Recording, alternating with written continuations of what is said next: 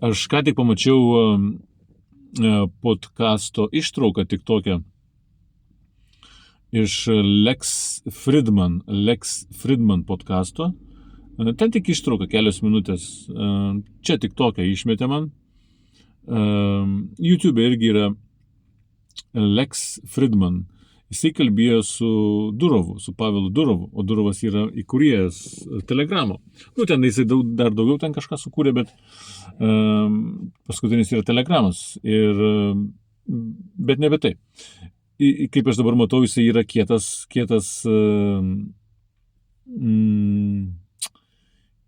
vyrukas, kietas siela, kuris čia atėjo dirbti tam tikrų darbų čia mūsų žemėje. Ir jie kalbėjo apie... ta prasme, tarp kitko, ten yra angliškai. Jeigu angliškai supranti, tai užeik, paieškok ir tą ištrauką ten kelios minutės pažiūrėk. Aš apie tai, ką jie kalbėjo, aš apie tai kalbu. Daug kas turbūt nepastebėjo, apie ką jie kalba, žinai, bet aš noriu pakasti giliau, apie ką jie kalbėjo. Tai Leksas klausė Durovo. Jie kalbėjo apie sportą, apie laisvalaikio sportą, apie plaukiojimą, apie sportavimą namie, ten su savo kūno svoriu, žinai, prisitupimai, atsispaudimai, prisitraukimai, plaukimas, ten tokio tipo, žinai.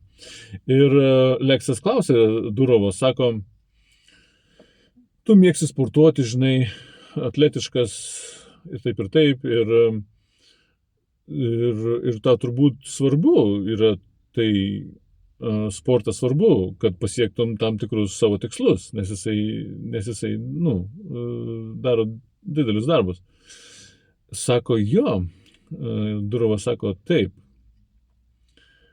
jeigu aš nepasportuoju kažkokį trumpą laiką, sako, aš pradedu jausti, kad ant manęs pradeda nelipti, kaip tai žodį pasakyti, pradeda kabarotis stresas. Jisai tai pasakė. Ir paskui kalba, ir paskui jisai Durovas atgal Lekso paklausė, sako, o tai pavyzdžiui, tu, sako, jeigu nepasportuoji, ar nėra keista savijauta, jeigu tu nepasportuoji? Tas nusižvengia, taip Leksas sako, taip, sako, jeigu nepasportuoji, sako, visa diena be ryšio. Visa diena, sako, nieko gero iš tos dienos. Tai va, ką aš turiu omeny, netgi tokie vyrukai, kaip Durovas, turi grūdinti savo kūną. Aš žinojau apie šitą visą dalyką, žinai, kad sportas gerai yra, žinai, ir padeda kūnui ir būti stipriam visokiom prasmėm, ir fiziškai, ir psichologiškai. Bet dabar, kai jie tai pakalbėjo ir išėjo į viešumą, jie prasitarė, kad jie tai daro. Netgi tokie vyrukai kaip Durovas. Kokie kieti jie bebūtų, jiem reikia kūną palaikyti stiprų, tvirtą, galingą, kiek įmanomai galingų, žinai. Sportuoti. Reikia sportuoti. Reikia grūdinti savo kūną, kad turėtum jėgų atlikti savo reikalus. Tai va, ir turbūt daugelis nepastebėjo to ištraukoje, apie ką aš kalbu, žinai, ten iš klausytojų. Turbūt daugas nepastebėjo, ką aš turiu omeny, kad netgi tokie vyrukai kaip Durovas turi tai daryti, kad atliktum savo reikalus tvirtai, lengvai ir gan ilgą laiko tarpą.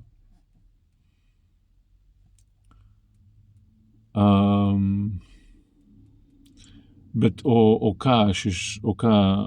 kur aš einu su tuo, ką aš turiu omeny dėl viso šito, tai kodėl tas stresas yra, kodėl ta įtampa yra, kodėl žmonės jaučia visą tai, tą stresą, įtampą, krūvį tokį iš viršaus į galvą, į pečius spaudžiantį. Kodėl taip yra? Kas čia per šūdas yra? Aš apie tai ir kalbu čia savo TikTok'e, YouTube'e, aš apie tai ir kalbu. Aš padubliuosiu šitą įrašą YouTube'e irgi. Aš apie tai ir kalbu, kodėl mes jaučiam tą sušiktą įtampą, stresą. Kodėl?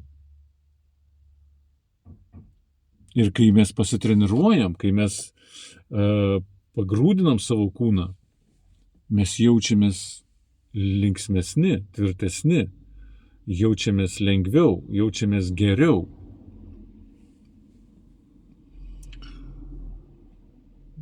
Aš apie tai daug prikalbėjau čia, aš apie tai daug jau minėjau, kas yra kas. Dabar tik tais vėl išlindo tokių vyrukų kaip Durovas pasisakymai ir norėjau pakalbėti apie tai.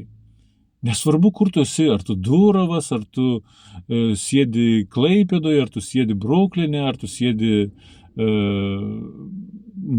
kur dar, nežinau, Vokietijoje, Šiauliuose,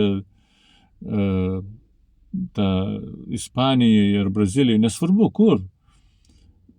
Kaip taisyklė, šiltose kraštuose prie saulės yra žmonės daugiau yra linksmesni,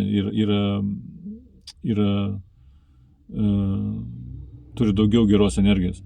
Bet bendrai kalbu, žinai.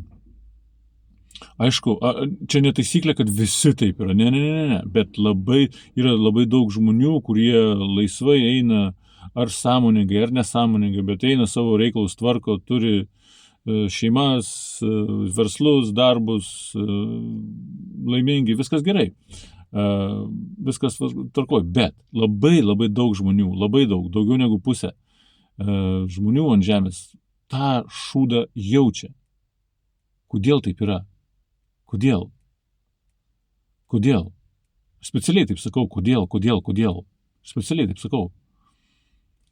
Dėl to, kad yra dar vienas gyvenimo lygis mūsų kaip sielos eterinėme lygyje. Ir tenai yra didelė kontrolė. Tokių kaip, yra tam tikros jėgos, kurios kontroliuoja daug ką tame eterinėme lygyje. Ir tos jėgos tam tikros, jos nėra geranoriškos mum. Ir jos labai stipriai kontroliuoja, labai stipriai manipuliuoja ir dar bando dar stipriau sumanipuliuoti mumis, kad mes iš vis nieko nematytumėm ir nejaustumėm. Ir nesuprastumėm. Bet laikai keičiasi ir jiems yra suskaičiuotos dienos, gal metai.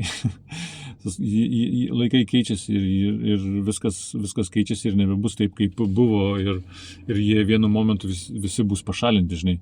Bet kol kas yra taip ir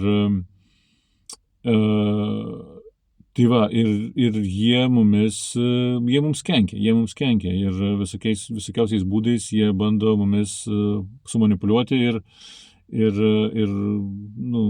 siurbti mūsų energiją, žinai. Tai va, dėl to. Čia yra pagrindas.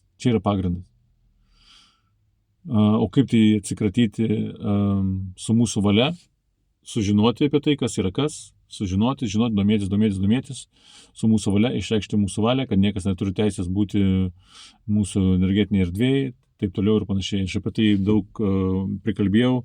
Jeigu rezonuoja, ateik, prisijunk, pakalbėsim dar daugiau. Dabar 10 minučių, pasimatysim. Su visais malonu buvo pasimatyti. Čiau.